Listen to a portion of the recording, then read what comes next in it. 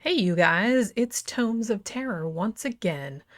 Got another really, really good one. Oh, I'm so excited to talk about this one. This is a great fucking book, okay? So, this is the 2014 novel, No One Gets Out Alive by Adam Nevill. Now, what happened with this one was that I kept seeing this shit turning up on pretty much every booktube show, like, on YouTube that I watch. Everybody was just raving about this book. He's written a bunch of other novels prior to this, but this is the first one that I had read because I was like, I read like a slight synopsis and I was like, no, no, no, don't tell me. And so I just wanted to like go into it completely blind, which I would recommend because I really didn't have any idea what to expect, and I like that better. Like, I kind of got the idea that this is sort of like a haunted housey kind of thing, but it's really it is, but it has a lot of other kind of stuff going on too, and I liked that I didn't really see where it was going. However, that said, I'm not gonna spoil the entire plot or anything like that, but I am gonna talk about some stuff, where the plot goes, some of the things that are going on in the story that maybe you might not want to know like ahead of time. So if you haven't read it, then obviously you might want to go read it first, or if you don't care, you can just listen to the shit and do whatever you want to do, man. It's like, it's your life. Now, there's one thing I will say. This book is long, okay? And that doesn't bother me. I'm just telling you ahead of time. It's about 620 something pages. That's the reason actually that I did Night of the Mannequins by Stephen Graham Jones last week, because that book was so short that I wanted to have time to read this one. You know what I mean? So I wanted to give myself like an extra week. And it actually didn't take me as long to finish this as I thought it would, because it was a really like compelling story. I have seen some reviewers say that they wish it had been shorter by like 100 or 200 pages, because they thought maybe it dragged a little bit in the middle. I can see that criticism, but it didn't really bother me to any great degree. It didn't seem that long to me. I was pretty invested in the characters. I was pretty interested to see what was going on. So it didn't bother me. So your mileage may vary, but I'm just pointing out that some reviewers, even the reviewers that really, really liked it, said, maybe 100, 200 pages could have been trimmed out of it, and it would have been even better. But I don't know. Like I said, everybody's mileage is going to vary on that. It didn't seem long to me, but... So what is this story about? So Adam Nevill is a British novelist. As I said, this came out in 2014. I haven't read any of his other ones, but I probably will after reading this one, and I liked this one so much. So this is set in Birmingham, England. Now, our main character is named Stephanie Booth. And she's this young woman. I guess she's, 20 in her early 20s or whatever. I guess she's kind of been through some shit where her mom died when she was pretty young, and then her dad ended up marrying this harridan who hated her. And then when her dad died, the loon stepmother basically kicked her out of the house. So for a little while, like I said, they don't go too much into her past, but there's just kind of like, that's just sort of the setup. And I guess she had a boyfriend named Ryan. They'd been together a couple years, but then they kind of broke up. There wasn't like any big thing there. It's like she just kind of wanted to make her way on her own. So she decides to move away from her hometown of Stoke and all her friends and her ex-boyfriend and her horrible stepmother. And she's going to make her own way in Birmingham. Now, probably unwisely, like, I can see why you'd want to do that. And, fresh start and all that. But she doesn't really have much money to her name. She's been working for a temping agency, and, shit's tough all over, and she hasn't really been able to get anything long term. It's just kind of like a few days of work here and there, and it's just kind of shitty jobs like call centers and giving out food samples at supermarkets and shit like that. So she's really trying to scrape together, some money, get a job and everything like that. So she's looking for a cheap place to live. And she stumbles across this ad for a house at 82 Edge Hill Road that is renting out rooms to girls only. Now, renting out rooms at £40 a week, which is super, super cheap. So she's pretty jazzed about this, and she goes to see the place, and it's kind of this creepy old Victorian house that's really seen much better days. And she is kind of like, well, the room seems okay. She's like, it's a little bit dirty. It's a little bit old. It's a little bit dated. But the landlord, this dude named Knacker McGuire, he's kind of sleazy a little bit, but she's kind of in a jam. It's like she can't really afford anything, better than this, and she really, it isn't getting much of anything from the temp agency, and she really needs a place to stay. She's sort of on her own. So she kind of seems to quickly, overlook any bad things and give him the deposit money, and 1 or 2 weeks in advance, or a month in advance, I think she gives him, because he's sitting there saying, oh, it's it's going to be fine, we're doing this place all up and it'll be so much better, we're going to modernize it and all this other kind of crap. So she moves in. Now, pretty much from her first night in this shithole, she realizes that she has made a terrible, terrible mistake. Not just because Knacker McGuire, the landlord, is kind of creepy, and he's not so much creepy as in, hey, I'm going to come in and paw through your underwear drawer kind of thing, but he just seems real shady, you know what I mean? And he's like a chav, like, you know what I mean? That's how he came across to me, like very much just kind of this chav who was always kind of like, he's very arrogant, he's very condescending, but he's really like trashy, you know what I mean? So he's that type of dude. He says it's his parents' house, that it's his mother's house, they've died, they've inherited it, him and his cousin, and they're doing it up and all this other kind of shit, which turns out, spoiler alert, to be a lie. But that's what he tells her. So the first night she's in this house, immediately, like, some creepy, creepy shit starts happening. She starts hearing, like, something that sounds like plastic or polythene, like, crinkling under the bed. She hears what sounds like women crying, coming from, like, behind the fireplace, or maybe it's in the next room. And, she hears a woman crying or a woman talking, like, and it seems like it's coming out of the bathroom drain. So she keeps hearing like all this creepy ass noise. And it's like, at first she's not really sure if it's like supernatural, because Knacker, the landlord, has told her, it's like, yeah, we're going to rent out, all these rooms to some girls. There's other girls living here, or he's kind of sketchy about, it's like, there's either other girls already living here or there's gonna be other girls living here. Now, she hasn't seen anybody else. If there's like a shared bathroom and a shared kitchen, and I think it's like 3 floors or something like that. The ground floor is blocked off. You can't go down there. But the top 2 floors are kind of like, there's a shared bathroom, and then the Knacker and his cousin, who comes into it later, I think they live on the top. But so she's not really sure if there's already some other girls living in there, and she thinks somebody, maybe needs help, but, she knocks on the wall or the door or whatever, and nobody answers. And then like some more overtly supernatural shit starts happening, where she feels somebody like sitting on the bed, and she turns the light on real quick and there's nobody there. She starts seeing shadows, like hearing footsteps, like that kind of crap. I mean, fair play to her. The first night that she endures this, and she doesn't really get much sleep, and she has kind of a temp assignment the next morning. So she's kind of like, okay, I have to get the fuck out of here, because I'm not, sleeping in this room. She's like, I can't sleep in there. There's all kind of like haunting shit going on. It's terrifying. And I'm not having it. So she goes to Knacker and tries to get her deposit back.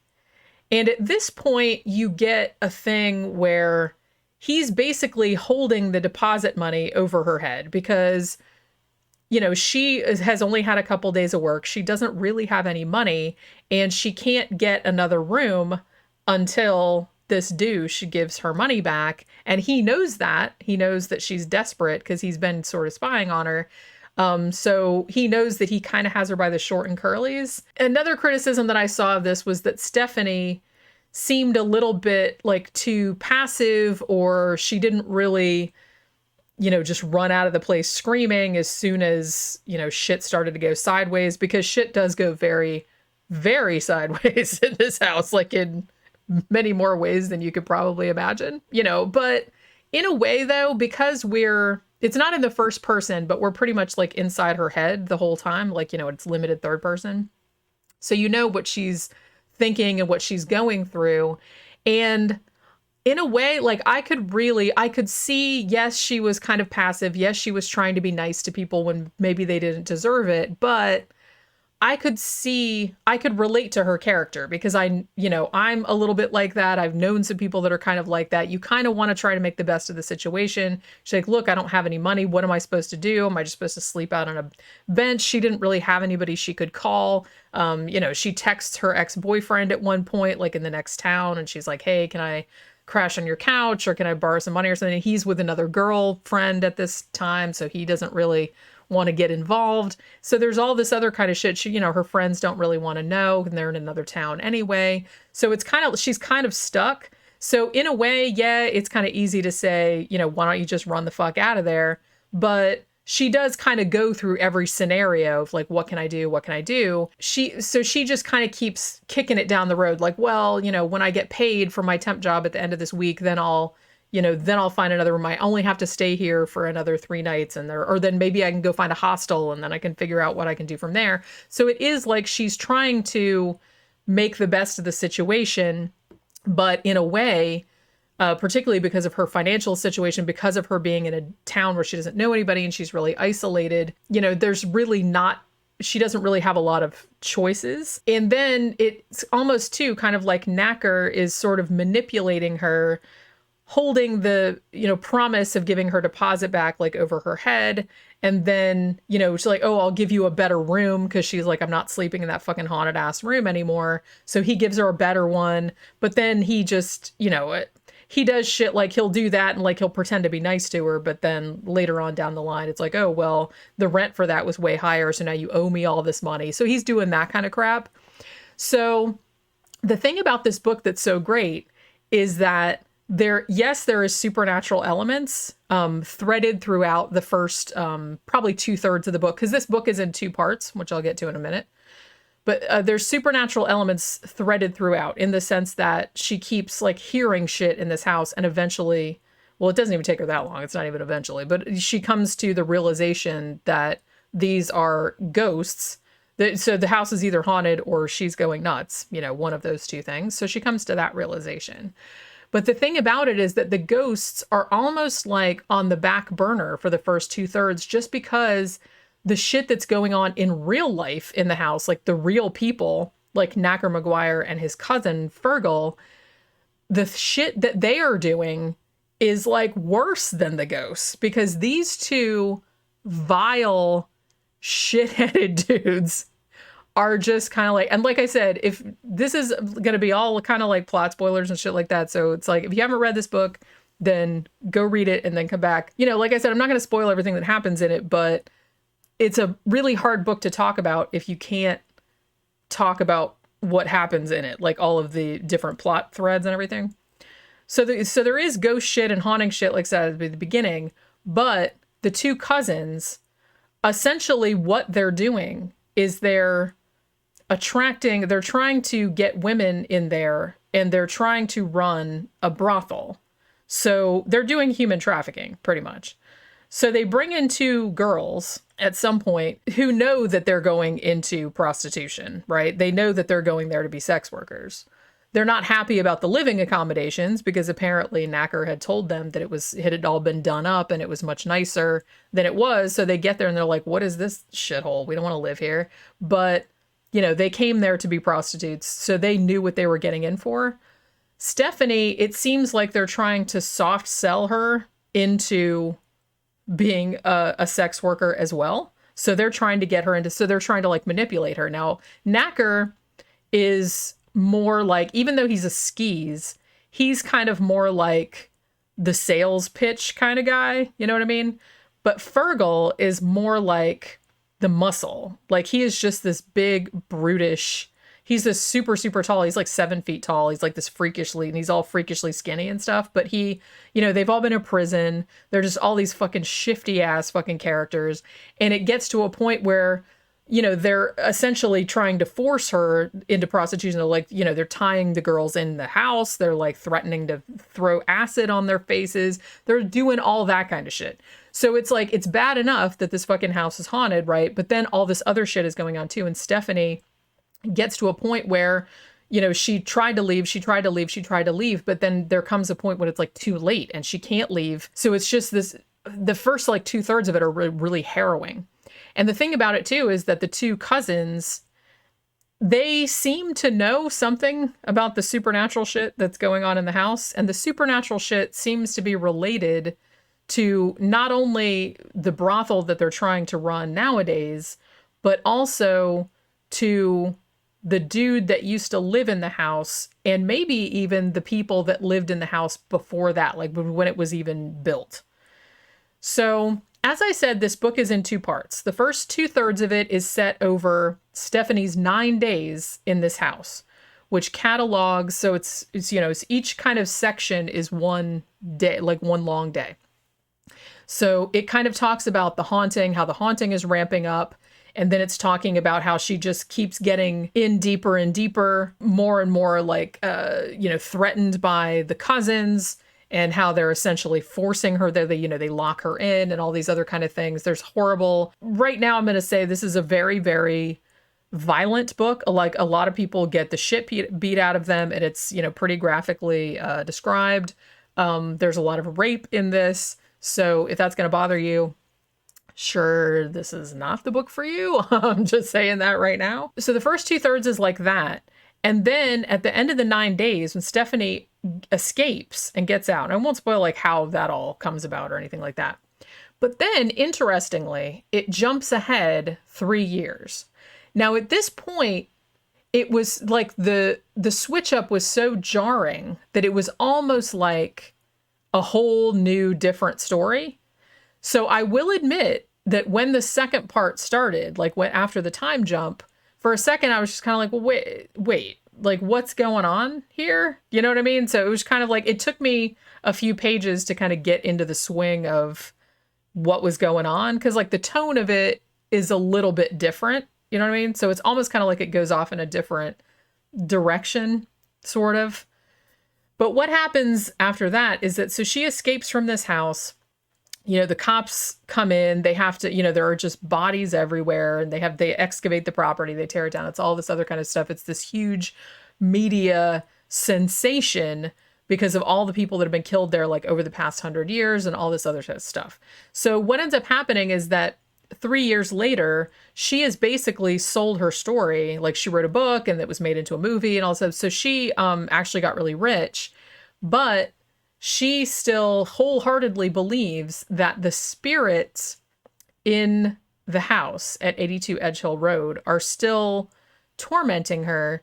And in particular, it's not just the spirits of the people that died there, although it is that, but there's also kind of a force that is, I almost want to say it's like a folk horror type of thing. So it's like one of those like ancient, just, I don't want to say witchcraft, but it's kind of like that. So the second part of the book is kind of her, and she's got a new identity and all, and she lives in this like massive, this big farmhouse that's out in the middle of nowhere, and she has all these security guards and all this other stuff, because she's still like afraid because one of the dudes, she thinks is still looking for her. And she's also like still kind of tormented by all of the spirits of the victims and other people that died at the house.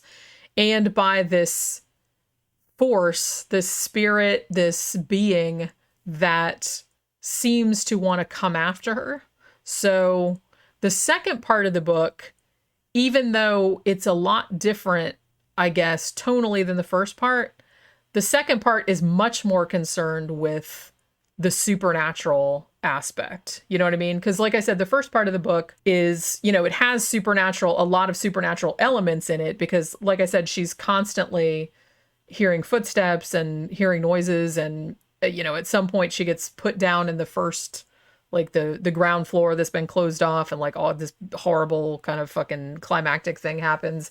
And she kind of figures out, tries to get a handle on what the hell is going on in this house and what Knacker and Fergal like know about it. But it's more, the first part of the book is much more about the human monsters and how they are, forcing her, how she got forced into this situation, and how she kind of finds her inner strength and tried to get out of it. And then the second part is much more about the aftermath, like about what the media attention did to her, how nobody, she told everybody about the supernatural aspects and stuff and no one believed her. And, so that kind of element comes into play as well. So you kind of get a thing between her and the person that is her, like her, personal security guard. And they have to kind of battle this ancient being that is still after her. You know what I mean? Okay, so that's all. So that's what I'm going to say about that. So that's what this book is about. I mean, this was a really great, like, immersive book. One of the best things about this book is that even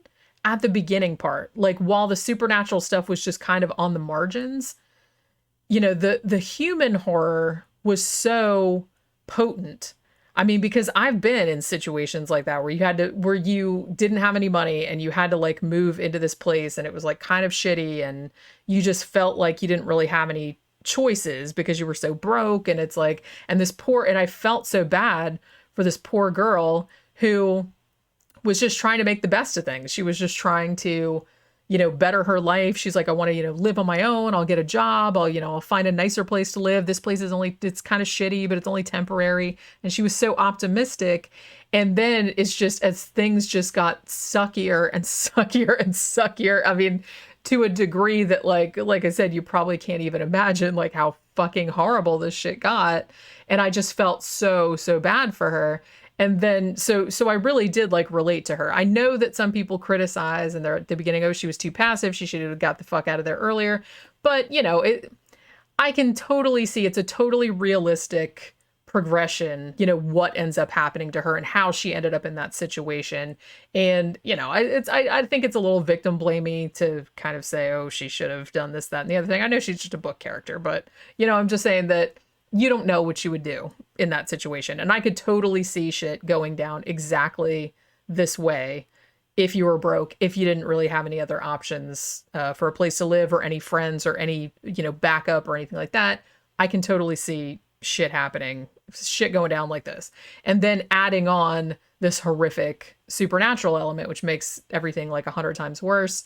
And I just felt so, so bad for her. And so like, as the story goes on, as the first 2/3 of the book goes on and she really kind of just finds that strength within her to like finally like fight back and just say, fuck it. Even if I get killed, I really need to fucking sort this shit out.